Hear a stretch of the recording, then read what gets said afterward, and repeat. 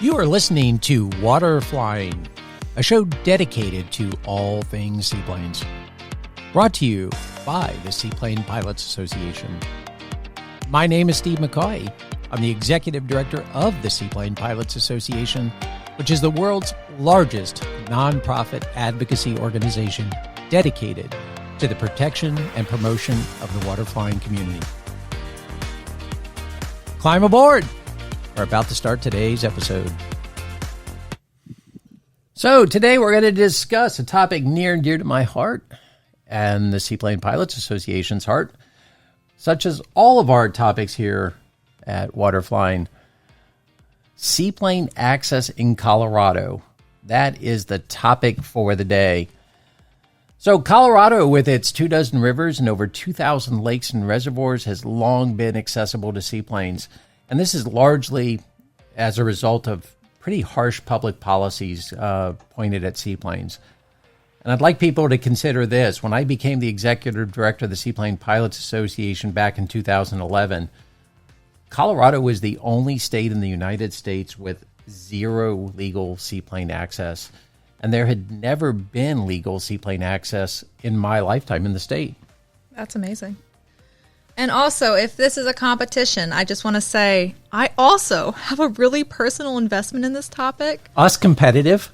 No, no. So my family's from Colorado. We have family in Denver and Boulder. My parents are actually in Pagosa Springs, Colorado right now, looking at property. So all the vacations we've taken have been to Colorado. So I like the area. I know the area. And we had to be really careful when we were researching this topic and, writing what we were going to talk about. We had to make sure that we kept the irony to a minimum, because really, when you talk about seaplanes in Colorado, the irony is just staggering. The fact that it's a state known for its active outdoor lifestyle, and seaplane pilots are pretty much forced to sit on their hands. They don't have access. So today, we want to learn more about seaplane access in Colorado. So we're joined today by Ray Hawkins, the Colorado Field Director. Ray, thank you so much for joining us. It's a pleasure to be joining you both. Seaplane flying has always been a wonderful topic to discuss, and Colorado even more so. Love it. Well, Ray, I cannot begin to thank you enough for your passion and hard work and quite honestly, your unyielding commitment to opening Colorado's waters to seaplanes. So thank you very much. I appreciate your thanking me for that. It's always been a labor of love, as they say. Aviation has been a part of my life since 1970, and seaplane flying has been for the last decade or more here in Colorado. So thank you very much. And so I'd love a little bit of history on you. You are not a seaplane-rated pilot right now, correct? No, that is true. I still do not have a seaplane rating, although that's definitely a item that's I'm going to be checking off here, hopefully very soon.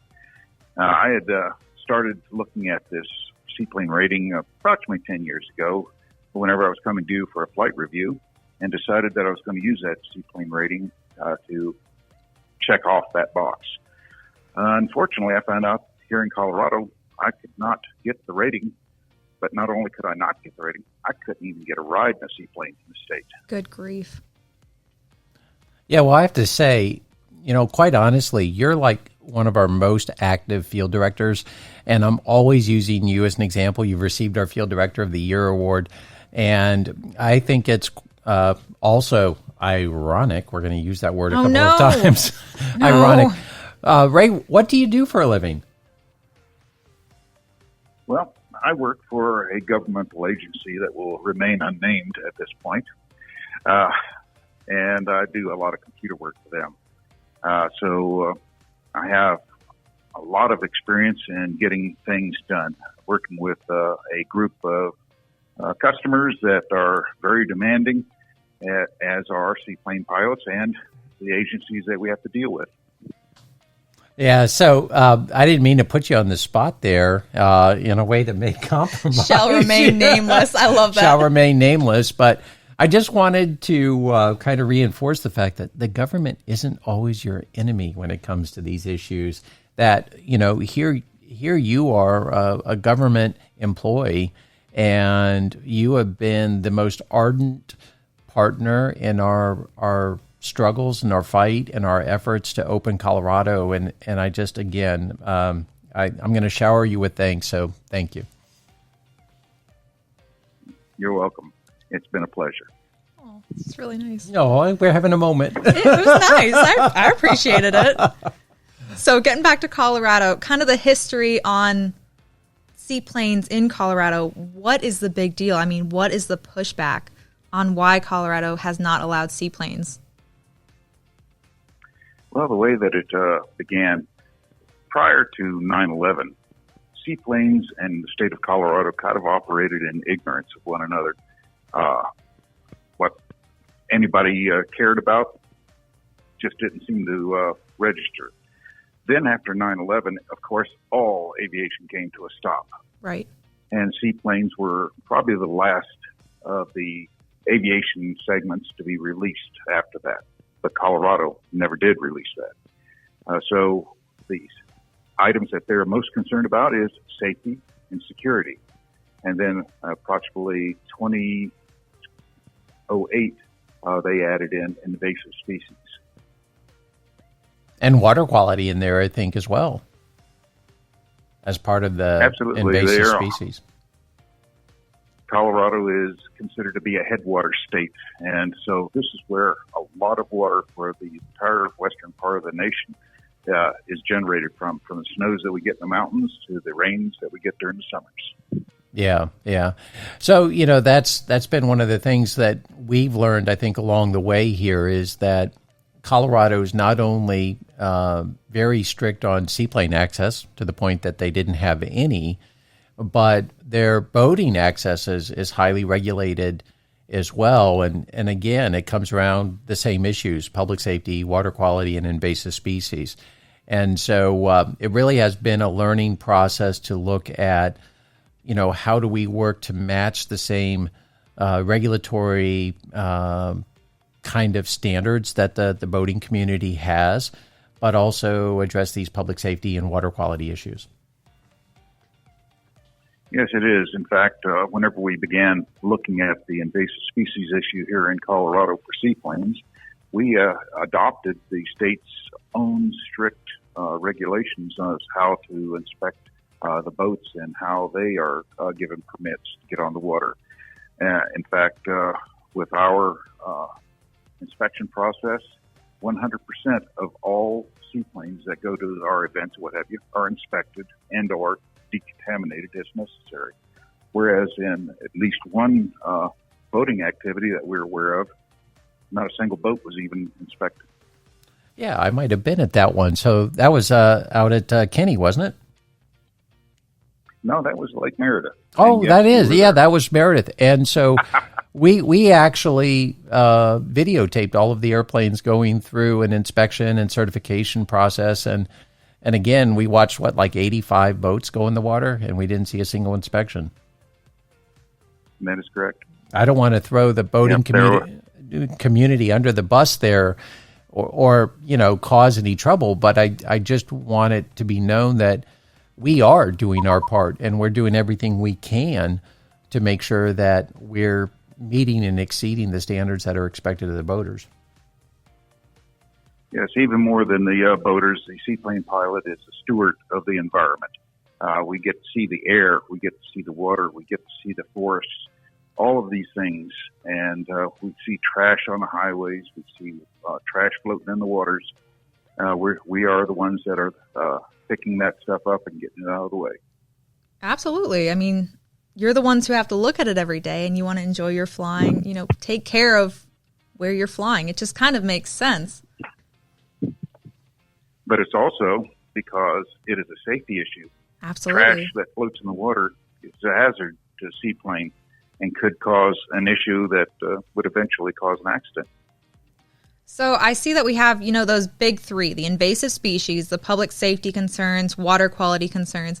It seems like those are all things that have been refuted. Like, you could understand concerns that agencies have, the ignorance that exists, but we can solve those problems. You know, if you're trying to inspect and operate under boat regulations, because you're kind of a boat, you just happen to fly. So it's very confusing to me, the idea that, you know, they have these issues that you have an answer for, and yet they're still so obstinate against, is that the right word? I think, it is to a They're just point. so against seaplanes. And it's funny because she's like the doe walking into the den of lions right now with this conversation, because you and I have been so battle hardened by our experiences fighting for access in the state of Colorado, and she can't understand it. And it just doesn't make sense to me. Like, genuinely, coming from an outside perspective, like, okay, so solve the issue of invasive species, solve the issue of public safety concerns, water quality. We're trying. We have committed, and I think, you know, Ray can really expand on this a lot more, but I mean, we've committed to ensuring that all the seaplanes are meeting the exact same inspection standards for invasive species as the boating community. We've demonstrated the boating accident statistic numbers versus the seaplane accident statistics.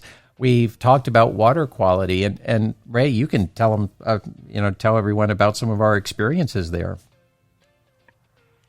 Yes, absolutely. In fact, you were at the Colorado State Parks Commission meeting, and they refused to listen to even 5 minutes worth of explanation of how these numbers. The problem that most people here have that are in a position of making policy is that they don't understand. They have heard and they have the fears that all of these invasive species are going to be crawling all over seaplanes and that it's going to contaminate the waters. The fears outweigh the facts in their particular opinions. We have to make sure that they know the facts. They need to know the facts so that whenever they are faced with these fears, they can combat those fears. And that's what we end up doing whenever we do these invasive species inspections, what have you. We videotape them. We document them. We send the results of those documents to the state so that they see that we are doing these things. And by continually setting the example, we are able to hopefully get some converts. And those converts have helped us because we've got 2 privately owned lakes in the state that allow seaplanes now. That never was before. And both of those have been converted into seaplane bases, charted on the charts. Wow. Never has happened before. And that's been some of our frustration with Ray and I, Abby, is that we've literally offered to bring the top government invasive species training people into the state. We've offered to rewrite or, kind of replicate the boating invasive species inspection manual and write it in a way that allows the inspectors to provide the same exact inspection to seaplanes. We've really, in all honesty, we've said, look, we want to be sincere partners in protecting the natural resources of the state of Colorado, and we're committed to doing that. And all we want is when we're offering our knowledge and our resources, we just want an opportunity to have fair and equal access to the waterways. Just the conversation. Just allow me to have the conversation. So, again, bringing up that word, ironic, but the public safety concerns, you can understand that. Certainly, they don't want seaplanes landing on people. And if the knowledge isn't there where they understand, what our responsibility is as pilots before we touch down on any body of water. But the thing is, this is the first summer where they have seaplanes, they have fire bosses fighting fires in Colorado, correct? That is correct. In fact, we found out about those very soon after. We had an event where we had a fire boss sitting on the ramp, and it was there for public display. Hopefully, some of the state officials saw it and decided that it was a tool that they could use. And I found out that not only were the Fireboss is operating here, but the CL-415s are also operating here. And I'm trying to get some video of that as we speak. That's just so interesting. So the idea that they see seaplanes as a tool, but no one else can use them in Colorado. But they really haven't. I mean, this has been the first time they've even allowed firefighting airplanes to operate in the state. Because Seaplanes. they learned about them. Yeah, so it's really just a matter of, learning and talking and communicating where those concerns can be dispelled. So I'm going to give a quick shout out. We're talking about the Fireboss and some of the firefighting operations going on in Colorado right now, which are, again, the first time that they've ever occurred. If you happen to pick up a 2020 issue of Flying Magazine, the November issue of Flying Magazine, they've actually got a Fireboss on the cover, and they're doing they've got a wonderful article called "The Fine Times on Fab Floats," which is kind of a tribute to Whip Air's 60th anniversary. Whip Air produces the Fireboss float firefighting airplane that we're talking about. And Rob Mark did just a quick shout out to Rob Mark, who wrote the article. He did a great job. It's really fantastic. It's a great cover too. Yes, it is. So going back, right. How many rated seaplane pilots are in Colorado right now? Well, you'd be surprised. Colorado is ranked 9th per capita in seaplane pilots. In other words, there are only 8 other states that have more seaplane pilots per capita than Colorado. There's approximately 800 to 900 seaplane-rated pilots in the state. By the way, I'm not one of them. And there are approximately... We're going to work on that. Yeah. There are approximately 38 seaplanes registered in the state as well. Colorado ranks number 9 out of 50 states. Yeah, so are we going to go back to that ironic... No, we got to stop. It's too much. It's overused. I just got to jump in here because, when I started this fight and Ray jumped on board with us to open up Colorado, and I have to say, I think he came to me first. He's the one that got me on board. But there was a lot of justification of why are you fighting so hard to open up Colorado?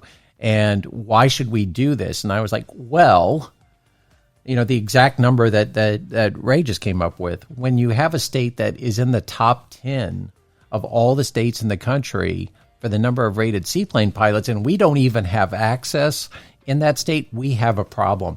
And if we, SPA, aren't doing this, then we have a serious problem. We have to. We cannot let this... We have a responsibility. Yeah, we absolutely have a responsibility for this. Ray, how many boaters... Yeah, it's super true.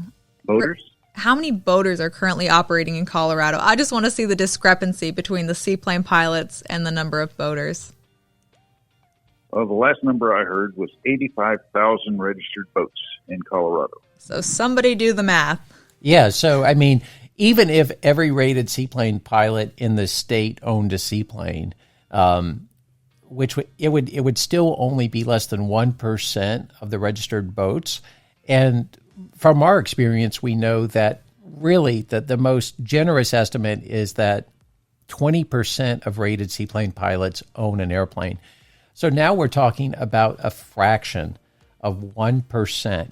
And so when we've been given all of this kind of hardship on access due to safety and water quality and invasive species, it's really important for the listeners to know that from our perspective, again, our maximum exposure here is a fraction of 1%. That's correct. And I was talking with a gentleman not too very long ago, and he expressed it sort of like this. If you see one seaplane, consider yourself lucky. If you've seen 2, it's time to go out and buy a lottery ticket. And if you've seen 3, somebody has made a plan. So it's not going to be like seaplanes are going to displace boats. There's only going to be 1 or 2 at most on the lake at any one time. Fair and equal access. I like that. Thank you. Yes. And, and that's been some of the frustration we've been told. Literally, Ray and I were told, well, there's too many boats that operate on a particular reservoir that we were fighting to open and looking at. So Ray and I literally went out on a weekend day at like 1 in the afternoon on a Saturday and in the middle of prime boating time. And we shot photos of this lake with a wide angle lens, and we got one sailboat, and we could only get one sailboat in the image. You remember that, Ray? Oh yeah, that was Chatfield Reservoir, as a matter of fact. And whenever you take a look at that lake from time to time, so there are dates, especially weekends, holiday weekends, where there will be a significant amount of boats on the lake, but nothing like Union Lake in Seattle. And if you want to see something really spectacular, go to Yahoo or one at Google and look at Seaplane landing Lake Union in Seattle. And landing on that lake, it frightens me sometimes just to look at it. Yeah, and then one of the other pushbacks we had at one of the public meetings that we went to was you can't operate seaplanes on this reservoir because it's too small. And then we went to the reservoir. Number one, as we drove into a marina area, they had, number one, a hot air ballooning area, and number two, a remote control airplane field where they could fly remote control airplanes. So they're allowing hot air balloons and remote control airplanes. We go in, though, and they had this marina, and I think the largest boat we saw there was like 42 feet in size. It was a 42-foot long boat. And, I live on a lake that we operate seaplanes, Abbie's in every day, literally with a seaplane. I buzz his house. I do it on purpose. And I would never put a 42-foot boat in my lake, much less Lake Jessie, which is, the home of the busiest seaplane school in the world. You would never see a 42-foot boat on a 180-acre lake. No, that's true. But one of the things that I have found, especially when talking with people like the Army Corps of Engineers, they had written a seaplane landing plan that was pretty extensive, I thought, except that they said within that certain lakes are too small for seaplanes to operate. Now, this thing was written back in the 1960s, and I think the technology of seaplanes have advanced to the point to where they should actually be looking at that again, because those paradigms that they held to create those decisions no longer apply. Yeah, I think that just to kind of reinforce how much work we've done is we had a very generous contribution from the Walton Family Foundation, which funded us to do some research on waterways in Colorado. And our agreement was that we really weren't interested in looking at lakes under 500 acres, which is very normal for us to operate on. Again, the largest seaplane school in the world is operating on a 180-acre lake. But because of the altitude and the density altitude issues with Colorado, we just said we're not really going to look at any water smaller than 500 acres because we don't need to. But we also looked at boating restrictions and the kind of boating activity that occurs on these waterways. And we also put a cap on the altitude. We weren't going to look at any water over 8,000 feet because that's probably overly challenging for the average seaplane pilot. So when we're committing to work with these public officials, it's important to know that the Seaplane Pilots Association, and again, thank you to the Walton Family Foundation for their help in funding our assessment of the waterways, but we literally looked at what produced conducive conditions for us to operate seaplanes safely and doing so where it didn't really impact the public any more than it had to. That is correct. And one of the things that we have done recently, in fact, March of this year, we sat down with a federal agency, the Bureau of Reclamation, that controls a good number of the lakes in Colorado, especially west of the Divide. And we took their three issues that they had written to us in the letter that said safety, security, and invasive species. And we went down the list and we said, okay, these are the reasons why safety is not as big an issue as you might think it might be. And we got all the way through to the end and we asked them, does this answer your questions? Does this answer your concerns? They said yes. Good. Then we went on to the security issue. We found out that they were primarily concerned about aircraft hitting the dams and that kind of thing. Yeah, I remember that. Yeah, and we said, hey, you have buoys around these dams that say that boats can't operate there. A seaplane, in our opinion, is nothing more than a powered boat that gets to the water in a slightly different manner. Yes. So we have to obey the same rules as any other vessel, any other boat on the water. Absolutely. If you have buoys that say we can't go there, we can't go there.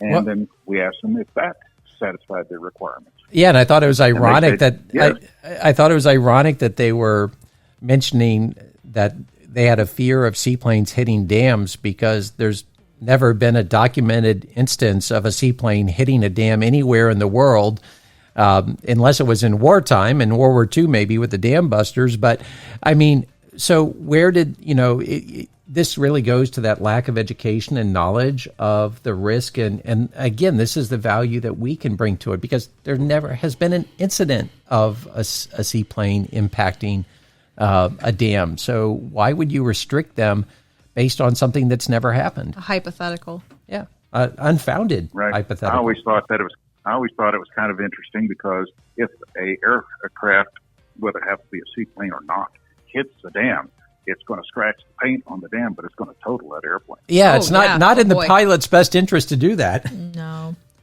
Absolutely not. So we went through safety, security, and invasive species. What did you guys talk about with invasive species? We went through the entire inspection process, and there is a document that's called the UMPS-3, and I'm not going to try and pronounce all the words that go along with that particular document.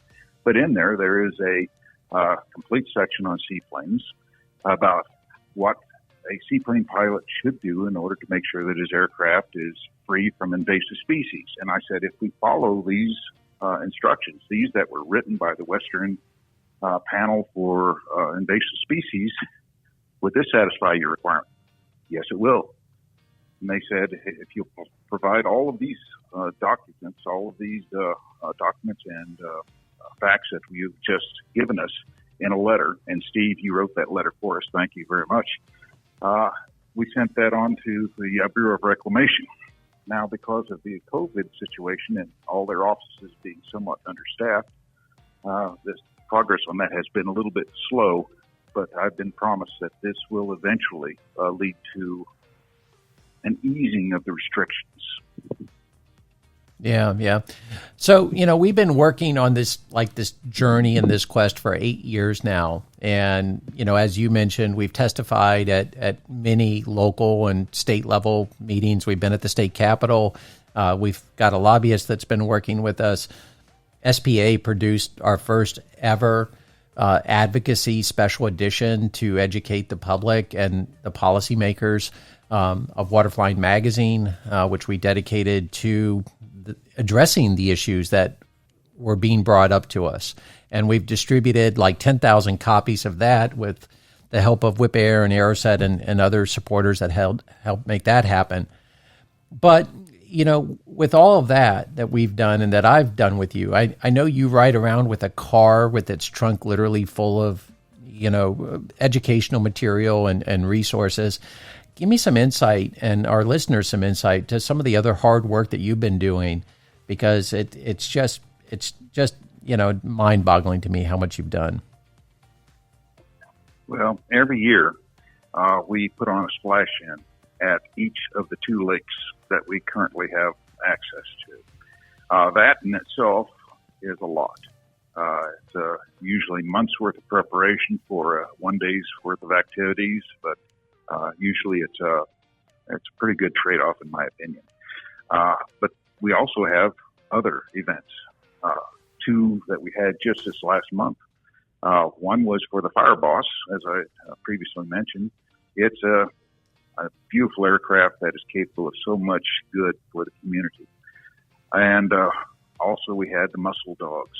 Muscle Dogs are, well, you've heard of explosive canines and drug dogs that are able to sniff out these different things. Well, the Muscle Dogs are able to sniff out the invasive species, the quagga mussel and zebra mussel. And those are the ones that Colorado is definitely afraid of. So we were hoping that by having this little expedition, one more time, exhibition, there you go. There you go. You got it. Third time's a charm. Right.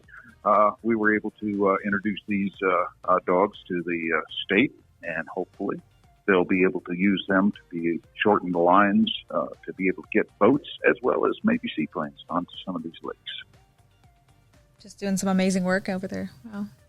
So I thought of this question earlier, and it sounds very cold-hearted, but Ray, why should I care?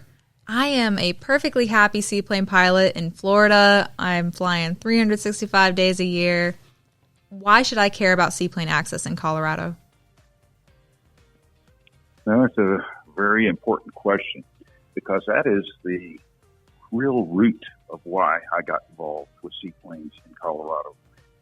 It is the denial of a freedom. We are always a nation that loves freedom, and we're supposed to be land of the free, home of the brave. And our state governments should be working to help us be able to do the things that we want to do. If you go to a state government and say, I want to do this lawful, federally licensed activity, why am I being prohibited? And they simply say, because we say so. That's not an answer. Government's supposed to work with us. Freedom of navigation has always been at the very basis of the American way of life. The riverways and waterways of our nation were the interstate highways whenever the nation was born. And just imagine, if you will, somebody along the interstate highway says, oh, here's a sign that says we're going to prohibit motorcycles. We're going to prohibit these tricycle-type motorcycles. We're going to prohibit other types of things.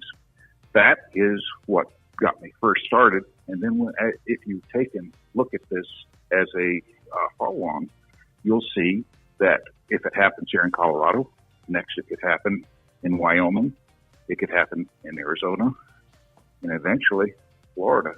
And if they've already got some pretty heavy restrictions in some areas regarding seaplanes in all states. Yeah, and I think that's... if these are left... Go ahead. Yeah, I didn't mean to interrupt, but I love that example you just used about motorcycles, being banned from using the road where cars use the road. And I think that's at the core of the issue that you and I have always had, is that all we're asking for is fair and equal access. And so we're tax-paying members of the public, we're citizens of the United States, just like the boating community or other people that enjoy access to these waterways. We're not asking for anything different. The only thing we're asking for is the same luxuries that are afforded to other user groups. And why should we be earmarked out where boaters have access to these waterways, other people have access to use and enjoyment of these waterways as recreational activities, which is really the crux of what the majority of seaplane operations are, is a recreational activity. Why should they, or how can they make a determination completely not based on the data that precludes us from having access to these waterways? So to me, it really comes down to fair and equal access. But also, as you said, what we saw was other states looking to Colorado, watching Colorado's policy making and our efforts in Colorado, and then saying, maybe there's a reason why we should be restricting access in other states, as Colorado is. I believe that is true, but part of the other argument that I've had with it is that it is discriminatory. If you were to look at any of the regulations that apply to boating, to water recreations, seaplane is the only one that's actually spelled out. It's the only one that actually says seaplanes prohibited. It doesn't say vessels that don't conform to these particular guidelines are prohibited. It says seaplanes. And that is by its very nature biased and discriminatory. Just fair and equal access. That's all we're asking for in Colorado. So, but you know, things are getting better in Colorado. You talked about your opening new seaplane bases. I know AOPA just published this great article on the latest seaplane base that opened in Colorado. So you're continuing to expand splash-ins, seaplane communities, and you know, you guys are fighting fires with seaplanes out there. So things are getting better. The value to the non-flying public is there. So you'd say that there is a future of seaplane flying in Colorado, correct? It's a very bright future, as a matter of fact. I see it as going to be opening up hopefully real soon. As I said, we discussed this with the federal, with the Bureau of Reclamation. Sometimes I have to pronounce words very carefully. I get them really screwed up. That's a tongue twister. Anyway, the Bureau of Reclamation, and hopefully that's going to open up some waters. Just kind of keep this one quiet. We got just keep it quiet. We're on a podcast. Set up. Yeah, just don't talk about it too very much. I want to know. We're gonna we're working on getting a golf tournament going, where the participants will actually fly in on seaplanes and dock right by hole number 10. I want to go. And to play at that point. So, you know, just all sorts of things are happening here in Colorado. It's a very exciting time to be a seaplane pilot here in Colorado.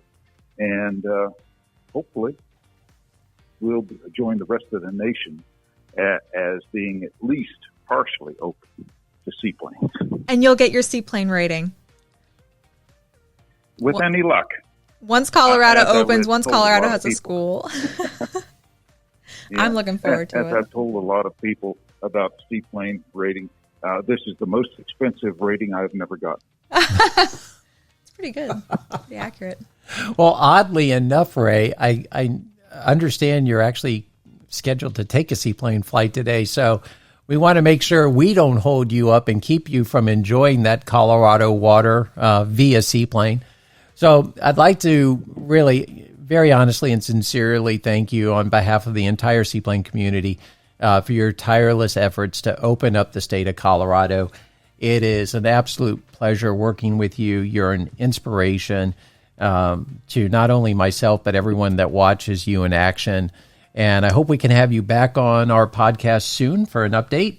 And that'll be it for today. But go enjoy that Colorado water. Will do. I've really enjoyed it, and the lovely talking with you both. And we'll get this done one way or another. We are so glad you joined us today. If you like today's show, I highly encourage you to join the Seaplane Pilots Association and become a member of the largest seaplane community in the world. Members receive Water Flying, the only full-color glossy magazine dedicated to the seaplane community. And it's available in both printed and digital form. Your membership also includes access to the Water Landing Directory app, which has the Seaplane Flight School Directory and a calendar of seaplane events not only here in the United States, but around the world. The association hosts regular educational workshops, safety seminars, and gatherings for seaplane pilots and anyone with a passion for seaplanes. So look us up online at seaplanes.org, join our community, and support our mission of protecting and promoting water flying.